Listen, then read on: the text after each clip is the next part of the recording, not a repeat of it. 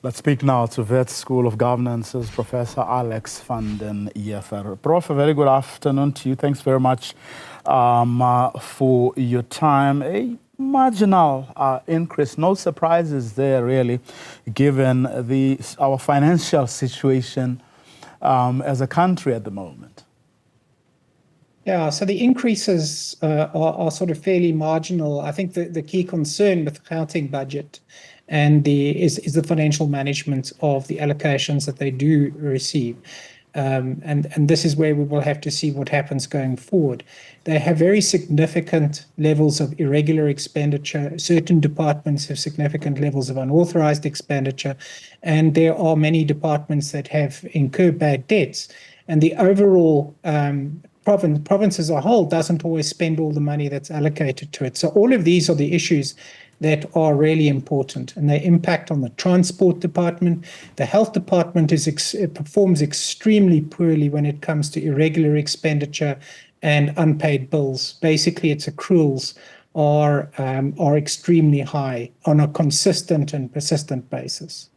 Their failure to spend monies, could that be the reason then, Prof, that, for example, the Department of Human Settlements, the conditional grants amounting to 4.8 now decreased to 4.5 billion. I'm asking this because going into today, we posed a question to them a week ago about reports of a 2.2 billion rands that has had to go back to Treasury. And today, we were told that this would be clarified today, but when those questions were asked, we were told that the amount is actually just over 400 million rands, and it has to do with housing. And Panyaza Lesufi, the Premier, saying he takes exception to that given the challenges faced by the province when it comes to housing.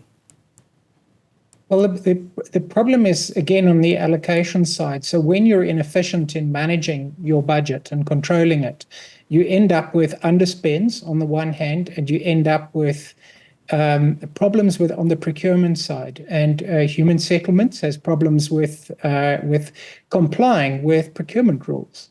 But as part of the requirements for economic growth within the province is also the transport department. Housing is critical, transport is critical, and there is the amount of money that's actually spent at the end of the day is significantly lower than the allocated budget. Now, that's not subject to conditional grants, as might be the case for some of the housing expenditure. So there, the question is what's happening, because they're allocating 14 billion but spending 9. This is up until the last sort of, let's say the 2023-24 financial year. One wants to get clarity on exactly what's happening there. But in the case of the health department, every year, about 2.5 billion rand is irregular expenditure. And their accruals amount to about sort of 4 to 5 billion rand in a financial year. So those are very significant, indicate that they don't have proper systems in place. And it's not just one department, it appears to be across the board. And health is very big.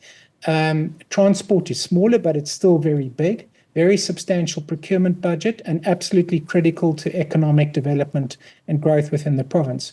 But in human settlements, it's absolutely unacceptable that you have a failure on that score. So across the board, we see that we don't see the money hitting the ground. That is, I think, the fundamental problem in this province. It's visible everywhere, and this is of great concern.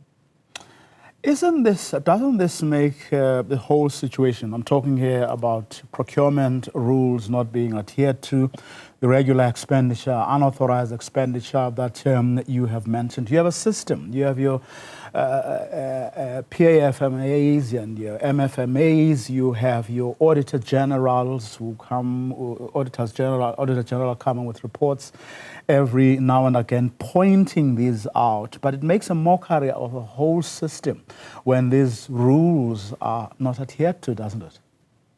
Yeah, so if you have to compare Gauteng to the comparable province of the Western Cape, which has much lower levels of irregular expenditure, minuscule in comparison to Gauteng, There's no reason. You've got the same capabilities in a province like Gauteng, the people, the capacities, the audit firms, the highly qualified individuals are in Gauteng more than in the Western Cape. But why are people unable to comply with basic procurement rules? And what that suggests, what it points to is corruption, that the reason that people don't adhere to procurement rules is because they're effectively deliberately not complying with them. And in some cases, even expenditure that might be classified as complying with the rules might also actually, in fact, be irregular. And we're probably only seeing the tip of the iceberg. So we have a degree of transparency, which is created by the Auditor General's oversight of the financials. But the problem is that doesn't appear to be any impact on decision makers.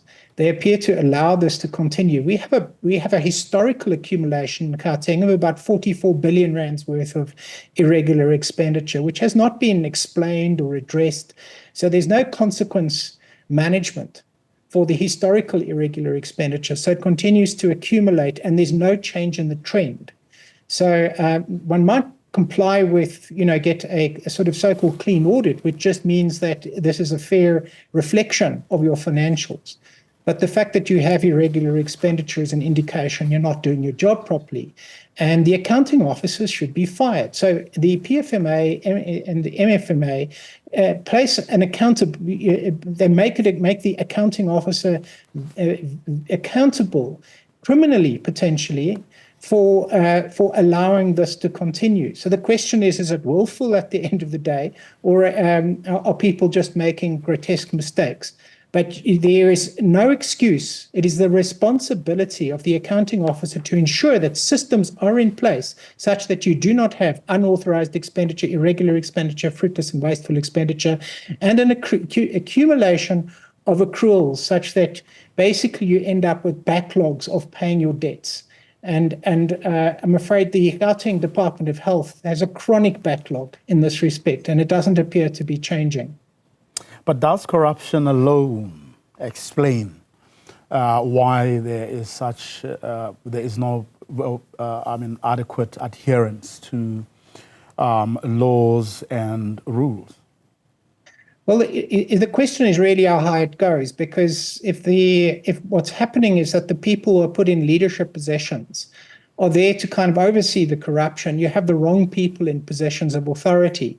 And they don't put in place systems because that actually works against the ability to manipulate the systems in favor of particular interests. So you've got to have people who are clean in the leadership positions, and then you can repair and build your systems. But leadership is really important to ensuring that good systems are in place, and we don't appear to have them. And I'm afraid that what we're seeing at the level of the province, we're seeing at the level of the key municipalities, metros, and municipalities as well. There's a collapse of performance, which leads directly back to the people in leadership positions, because they are there's nobody else who puts in these systems. It doesn't come from the bottom. It comes from the top. Your responsibility is to make sure you've got a working organization in place. And you've got years to put it in place. It's not that it has to happen overnight. But what we see is absolutely no change in the trend. And I saw nothing in the budget speech to suggest that they even have any comprehension of the problem that is being faced in terms of leadership and management within the Gauteng province as a whole, which I'm afraid extends politically into the municipalities. Quick one, Prof, before I let you go. One of the issues that the MEC raised was how inaccurate data from Stats SA played a big part in Treasury reducing the budget for the province. Do you buy that? Well, I think so we have a Financial and Fiscal Commission. We have a structure in place within government and National Treasury who are meant to interrogate the numbers in terms of the population distribution. It's important to note that it's not only the overall population that's taken into account.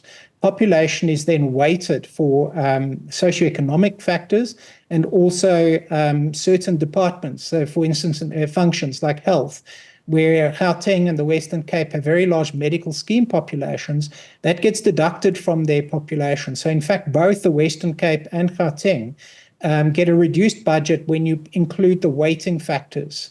So the actual total population is one number, but then the weighting factors impact. So it is called an equitable allocation because it is not a per capita allocation. It's not a straight population-based allocation.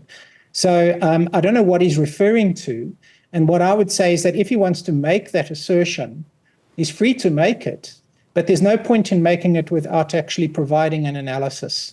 And if he wants to question the demographic analysis, the census, which some people have, then he actually has to do it in a systematic way, not make a political comment about it. But I have seen no report that is produced to demonstrate that there is something wrong with the overall numbers as well as the weights. And there could be questions about both of those. But I would expect that if you're going to make the point, then make the case scientifically. Prof, let's leave it there for this afternoon. Thank you very much for your time and for your insights. Really appreciate it.